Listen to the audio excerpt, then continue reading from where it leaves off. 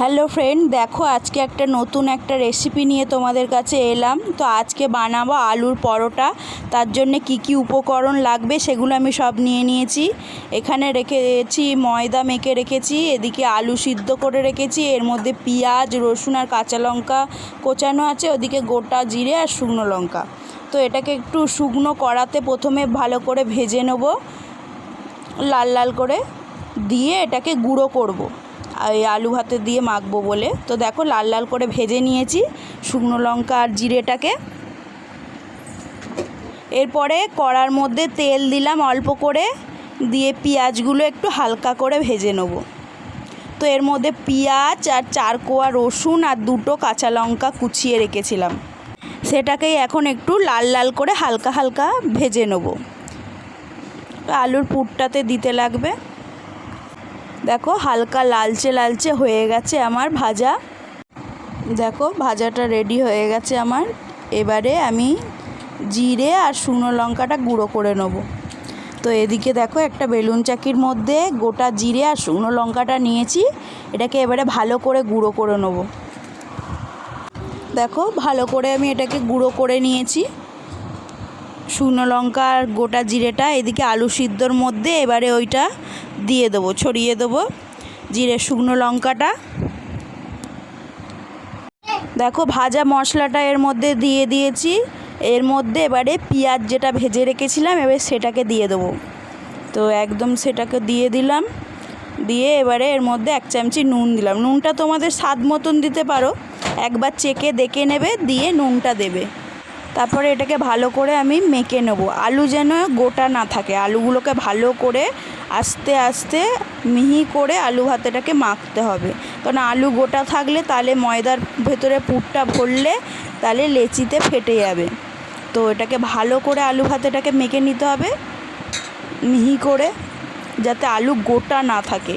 আলু এক ছিটেও গোটা থাকলে লেচি ফেটে যাবে। তো ভালো করে আলু ভাতেটাকে মেখে নিই। দেখো আমার আলু ভাতেটা মাখা হয়ে গেছে, আমি ভালো করে আলু ভাতেটাকে মেখে নিয়েছি। তো এবারে আমি পুরগুলো করে নেব।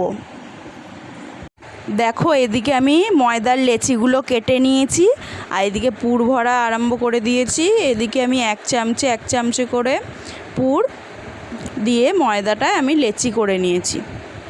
দেখো ভালো করে, আবার বেশি আলুর পুর দিলে হবে না, তাহলে কিন্তু ফেটে যাবে। ঠিক মতন পরিমাণ মতন দিতে হবে। দিয়ে আমি একটা একটা করে এবারে আলুর পুরগুলো ভরে নিই। এরম করে সব পুরগুলো আমি লেচির মধ্যে ভরে নেব ভালো করে। তো এরম করে বানিয়ে তোমরা খেয়ে দেখতে পারো, খুব ভালোই হয় খেতে। অনেক কিছুই দেওয়া আছে এর মধ্যে, জিরে শুকনো লঙ্কা পেঁয়াজ রসুন কাঁচা লঙ্কা, ভালোই লাগে খেতে। গরম গরম খেতে খুব ভালো লাগে। তো এরম করে খেয়ে দেখো তোমরা। এবারে একটা একটা করে লেচি বেলে নেব। খুব আলতো হাতে বেলতে হবে, নইলে ফেটে যাবে। এবার একটা একটা করে সাদা তেল দিয়ে এগুলোকে ভেজে নেব, একটু লাল লাল করেই ভাজবো। দেখো এটা আমার ভাজা হয়ে গেছে। এবার আমি এটা হটপটে রেখে দিলাম। আবার একটা লেচি বেলে চাটুতে দিয়ে দিয়েছি। এটা ভালো করে আগে সেঁকে নেবো, দিয়ে তারপরে তেল দিয়ে ভাজবো। ভালো করে সেঁকে এর মধ্যে এবার তেল দিয়ে দিলাম, দিয়ে এবার এটাকে ভালো করে আরও লাল লাল করে ভেজে নেব। তো এরম করেই আলুর পরোটা সাধারণত বানায়। তো তোমরা এরম করে বানিয়ে খেয়ে দেখতে পারো, খুবই ভালো হয়। এরম করে একটা একটা করে ভেজে নেব। দেখো আমার এটা কতটা ফুলেছে, আর একটুও ফাটিও নি। এরকম আলুর পরোটা কার না খেতে ভালো লাগে। আমি বানাচ্ছি, হয়তো তোমাদেরও লোভ লাগছে আলুর পরোটা। তো এরকম করে বানিয়ে খেয়ে দেখবে, ভালো লাগে, খুব ভালো লাগে খেতে। আর এর সাথে যদি ডিম ভাজা হয় তো আরও জমে যাবে। ডিম ভাজা করে এর সাথে আলুর পরোটার সাথে করে খেয়ে দেখবে, ভালো লাগে। আর আমরা তো এর সাথে ডিম ভাজা খাবই, কারণ আলুর পরোটা হলেই আমরা ডিম ভাজা করি। দেখো এদিকে ডিম ভাজতে আমি বসিয়ে দিয়েছি, আলুর পরোটাগুলো ভেজে নিয়েছি, দিয়ে এদিকে চাটুতে আমি ডিম ভাজা করে নিচ্ছি। তো এতে পেঁয়াজ কাঁচা লঙ্কা কিছুই দিইনি, শুধু নুন দিয়ে ডিমটা ডিমটাকে লাল করে ভেজে নিয়েছি।